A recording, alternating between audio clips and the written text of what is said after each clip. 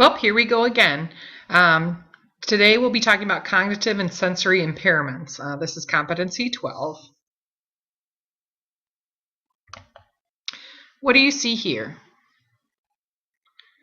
As you look at this, a lot of us read a bird in the bush, but what we don't see is a bird in the bush because it's how we perceive it. Same here. How many of you see the word good? How many of you see the word evil when you look at this? I see a lot of good, so I'm kind of happy about that.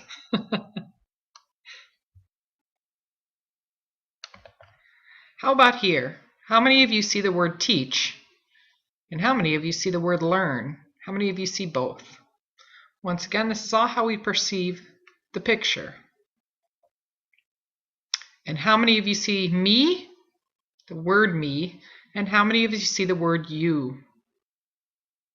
So just some fun ways to start out talking about sensory and perception.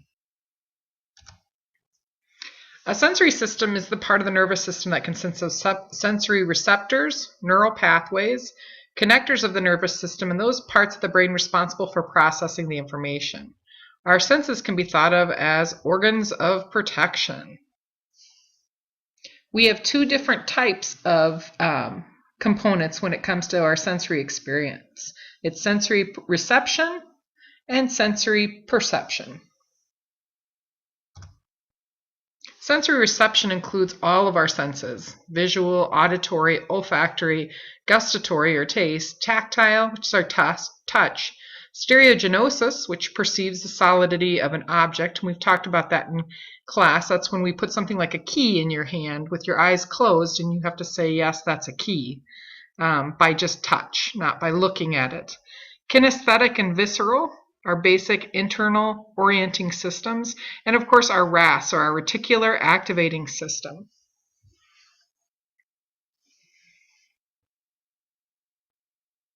Individuals orientate themselves internally by the kinesthetic and visceral senses. Kinesthesia refers to the awareness of positioning of body parts and body movements, and visceral pertains to inner organs.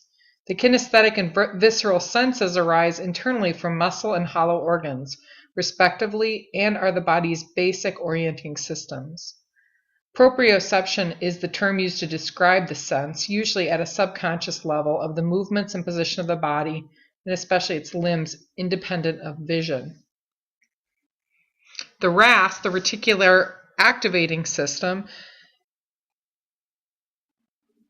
is a poorly defined network that extends from the hypothalamus to the medulla, and it mediates arousal. The optimal arousal state of the RAS is a general drive state called sensoriostasis. Nerve impulses from all the sensory tracts reach the RAS, which then selectively allows certain impulses to reach the cerebral cortex and be perceived. The mesencephalic portion of the RAS appears to be the center of the system. Stimulation of this area produces the most pronounced and long-lasting effects on the cerebral cortex. With its many ascending and descending connections to other areas of the brain, the RAS serves to monitor and to regulate incoming sensory stimuli, thus maintaining, enhancing, or inhibiting cortical arousal, states of arousal or awareness. Okay, so when we're talking about sensory perception and we talk about deprivation or the sensory overload, we're talking about how the RAS is dealing with all the sensory input coming in. So we have to talk about sensation. Sensation can be different things, but whenever you have a sensation, you definitely need a stimulus. And a stimulus is an agent, act, or other influence capable of initiating a response by the nervous system. And this has to be present for a sensation. You have external stimuli, which is your visual, your auditory, olfactory, again, your taste and touch, and your internal stimuli. This is, again, that kinesthetic and visceral modes. Factors affecting our sensory function include developmental considerations, culture, personality and lifestyle, stress, and medications. A big one that we see right now as we're working in our clinical sites is medication. Medication can change our sensory function. Stress definitely can. When we are oversensitized, which means we have that sensory overload, we can find that we don't know how to take care of all the stimuli that's coming in. You can experience this in the hospital. So you think about your patients who come from where you're at, your clinicals in which they're in long-term care, and now they're put into an ICU. In long-term care, usually they can take a nap, they're not interrupted. In the ICU, people are constantly coming in, poking, prodding, therapy. They never get a sleep, so they can get an overload of stimulation. You can also have sensory deprivation, in which we don't get enough stimuli. What if someone who has a very active lifestyle is now put on bed rest, say for pregnancy? We can become sensory deprived. Perception is the ability to experience, recognize, organize, and interpret sensory stimuli. So that visual that we see coming in, how do we perceive that? The sound we hear, how do we perceive that? All of this is with perception. Perception is an active process, multisensory, full-bodied, totally involving. For example, the vision involves constant movement of our eyes, head, and body, or of things we visualize, or all of the above. Once again, here's a very popular picture we see. Some people see a vase, some people see two faces. It's how you perceive it. Once again, how do you perceive these dice? It's a very tricky picture. Some people see it tilted, some people see it flat.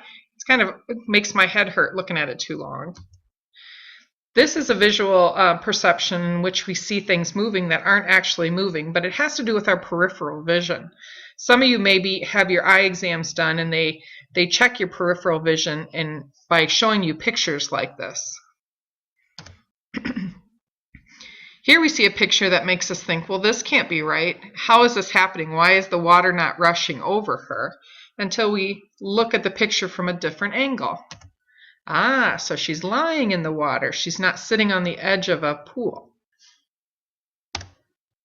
This was an interesting one, and I did this at home. If you read these words straight across, and you'll have to come back and do this, or pause, red, blue, orange, purple, that's pretty easy because the colors match the words.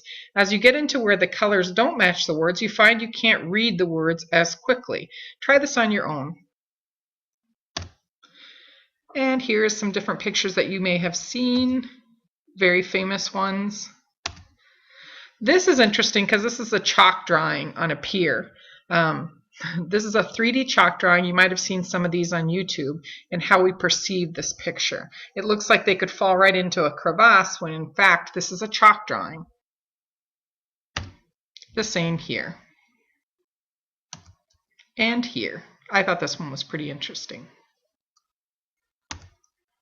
So we kind of talked about sensory overload, and really as nurses we need to talk about sensory overload. This is excessive and sustained stimulation. We have behavioral changes that can occur because of the sensory overload and perceptual distortion. The brain is unable to process everything that's coming in, so that's our RAS system. Okay, it has to cut off, and sometimes we lose stimuli because it has to ignore some of the stimuli coming in. Contributing factors can be pain, invasive procedures, busy active environments such as the ICU, medications, and strangers. Imagine these people that go into the ICU that are used to their long-term care, and now they have 6, 7, 8 different people coming in, all giving them their opinions. It can be quite a sensory overload. A lot of times you'll see people writing things down because they're afraid they're not going to remember everything the doctor or the therapist has told them, so they tend to write things down. The amount varies, influenced by age, culture, personality, and lifestyle. A lot of times we see our younger generation now can play a video game, listen to music. They have a lot of stimulation in their life. People talk about, well, they're going to be great multitaskers, but in fact, there's research studies showing that we do not multitask. We really only concentrate on one thing at a time. So definitely the sensory overload can occur in our younger generation as well. And they do have a lot more stimuli coming in than I did as a child, and even than your patients in your long-term care did. So nursing interventions, what can we do? Sometimes a sensory overload can cause decrease in healing of your client, can cause them to have hallucinations because they're not getting the sleep that they need. So our nursing interventions is to reduce that distressing stimuli. So sometimes turning off the lights. I remember in labor and delivery, my patient would be exhausted. She hasn't slept because she's now breastfeeding every 3 hours, and the baby takes a half hour to get latched on and then a half an hour to feed. And so she's not getting a lot of sleep. And you can just see it usually day 2 after the excitement of the delivery and the new baby, they're exhausted. And so a lot of times I'd say, let me be the bad guy. Do you want me to kick everybody out? Say, look, she needs some sleep. I can do this. And I would ask my patients that, and some of them took me up on it. So and people didn't seem to mind if I said, look, she's tired. She needs to go to sleep. Everybody needs to leave. So you need to advocate for your client when it comes to sensory overload. Provide consistent, predictable patterns and routines. This can be very helpful, especially in long-term care.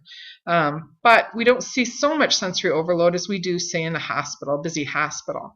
But letting them know what's going to happen, letting them know what their schedule is, can help them deal with this sensory overload. You see this a lot in autism with our children. They like to be scheduled. They like to know what's going to happen next. When they don't, when something unpredictable happens, they're not sure exactly how to deal with it. We find this in our elderly as well. Letting them know, hey, church is this afternoon. When church doesn't occur, or not to be stereotypical, but when bingo doesn't occur, they question it. They wonder, hey, what's going on? It becomes a big topic of the day because now their schedule is screwed up.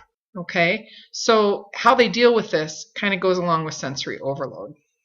So we need to keep them up to date. Sensory deprivation, real quick. Sensory input is reduced. We have monotonous, meaningless. You don't have the stimulation you used to have. Okay. Characteristics: inability to concentrate, poor memory, irritability. Kind of like, what is that? When you try to wake somebody and they're just tired and they don't wake up very well, they're drowsy, they're bored, and this can also result in hallucinations. Contributing factors are environment with decreased or monotonous stimulation. We see this a lot in our prisoners or our patients confined to bed rest or isolation. You see this in kids that like the little movies you used to see with the bubble boy, where he was stuck in a bubble. They would have sensory deprivation. Now they have the ability to put things in with him or her that have such low immune systems that they have to live in solidarity.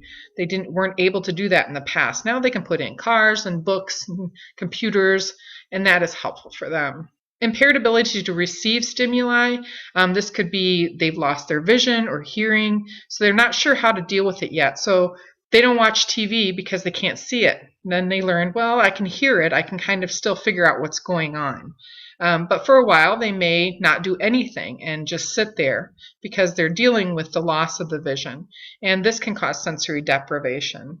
Bandages that interfere with receiving stimulus, affective disorders, or close out of the outside world.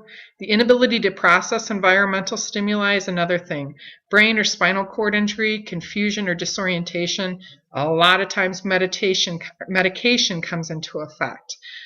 You can over-medicate someone, or they can be over-medicated, so they're almost in a stupor, and they become drowsy and bored because they're not stimulated to do anything because the medication are keeping them at the same feeling.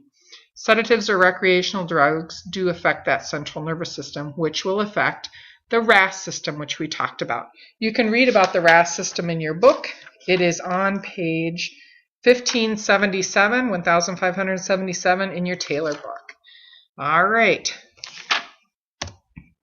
Who's at risk for sensory alterations and contributing factors? Bed rest, definitely for the sensory deprivation. The critical care patients, they get a lot of sensory overload or multitude of diagnostic tests. So clients who are in the hospital that are getting test after test after test.